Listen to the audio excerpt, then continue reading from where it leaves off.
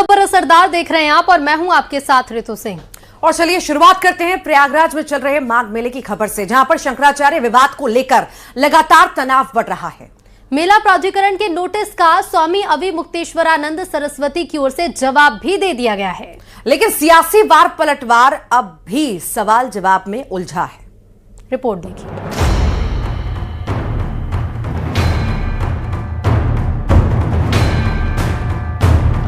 मौनी अमावस्या के दिन स्वामी अविमुक्तेश्वरानंद मामले में शुरू विवाद अभी भी शांत होने का नाम नहीं ले रहा है।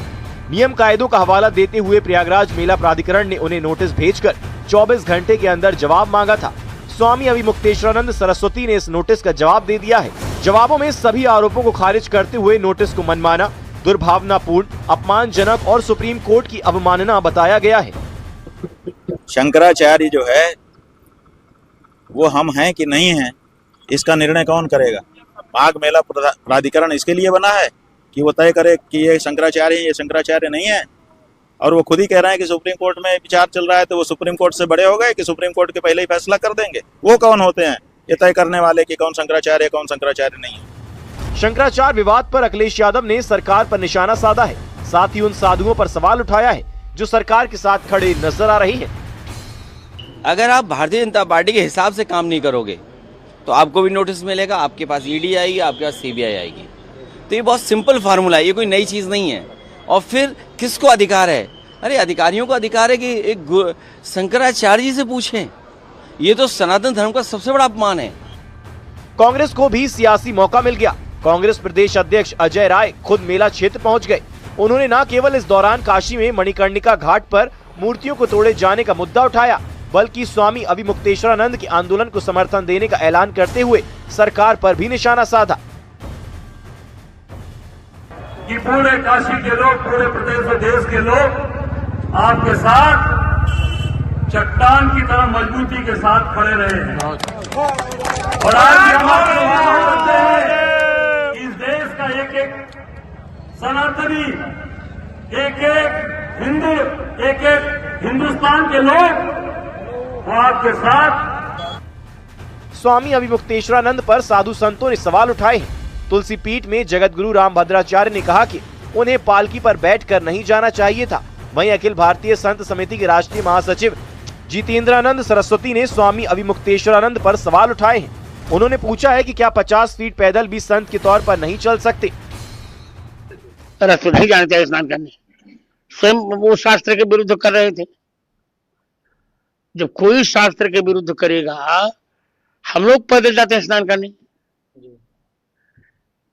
यह शास्त्र विधिमुत्सृज्य जबरतते काम कारतः न सिद्ध मवाप्नोति न सुखम न परम गतिम। जो शास्त्र के विधि के विरुद्ध करेगा, न उसे सुख मिलेगा, न शांति मिलेगी, न गति मिलेगी। जहां तक शंकराचार्य पद को लेकर विवाद है, तो ये 2013-14 में कहते हैं कि इनके गुरु ने वसीयत किया। उस वसीयत के आधार पर ये अपने को शंकराचार्य होने का दावा करते। स्वामी अविमुक्तेश्वरानंद और माघ मेला प्रशासन के बीच खड़ा हुआ विवाद अब उज्जैन तक पहुंच गया है। उज्जैन के संतों ने भी स्वामी अविमुक्तेश्वरानंद को नसीहत दी है, साथ ही अधिकारियों को क्लीन चिट देते हुए संयम और मर्यादा का पाठ पढ़ाया है। देखिए, हमारे यहाँ शंकराचार्य का सर्वोच्च पद कहलाता है। पद की गरिमा को रखते हुए उन्हें ऐसा कोई कार्य या ऐसा कोई वक्तव्य नहीं देना चाहिए जो उनके पद की गरिमा के अनुरूप ना हो।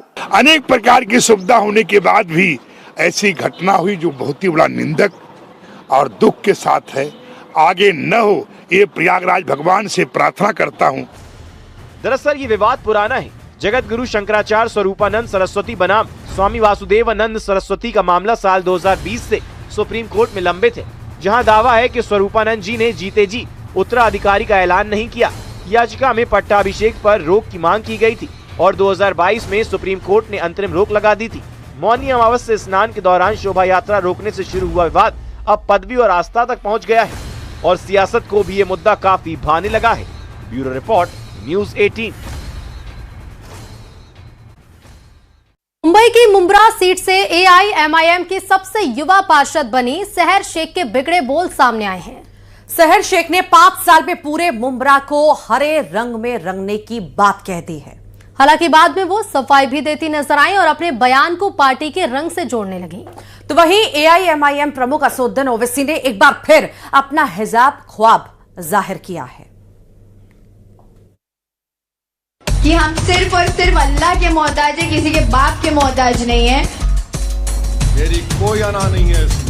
महाराष्ट्र में निकाय चुनावों के नतीजों के बाद मुंब्रा से ओवैसी की पार्टी AIMIM की 22 साल की सबसे युवा पार्षद सहर शेख का विवादित बयान सामने आया है। जीत के बाद उन्होंने खुलेआम घोषणा की कि अगले 5 सालों में पूरे मुंब्रा को हरे रंग में रंग दिया जाएगा। सहर शेख ने दावा किया अब से 5 साल बाद मुंब्रा में हर उम्मीदवार AIMIM का होगा।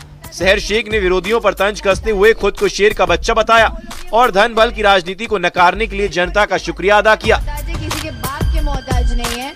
अब मेरी गुजारिश है आप सबसे कि आने वाले 5 साल बाद भी जब इलेक्शंस होंगे इंशाल्लाह, आप लोगों को उस इलेक्शन में इससे भी बड़ा मुंह तोड़ जवाब उनको देना है। पूरे के पूरे मुंब्रा को ग्रीन कलर से ऐसे रंगना है कि इन लोगों को यहाँ से बुरी तरह से पछाड़ के भेजना है इंशाल्लाह। हर एक कैंडिडेट इंशाल्लाह 5 साल बाद सिर्फ और सिर्फ MIM का आएगा, क्योंकि अब इलेक्शन में आप मजलिस की ताकत समझ चुके हैं और ये ताकत हमको अल्लाह से आती है। उधर AIMIM प्रमुख असदुद्दीन ओवैसी ने फिर से हिसाब वाला ख्वाब दोहराया है।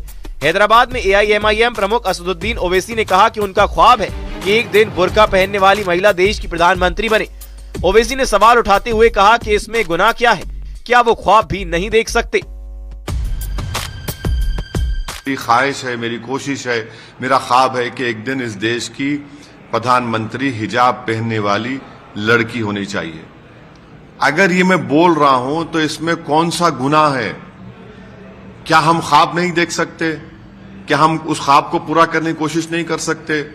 क्या भारत का संविधान हमको इस बात से रोकता है? नहीं रोकता है। यही तो हम ये कह रहे हैं कि ख्वाब देखो, उन ख्वाबों को पूरा करने के लिए मुत्तहिद रहो, काम करो। तो इसमें अगर कोई तकलीफ, किसी के पेट में दर्द हो रही है तो भाई आप तो पाकिस्तान की जबान में बात कर रहे हैं।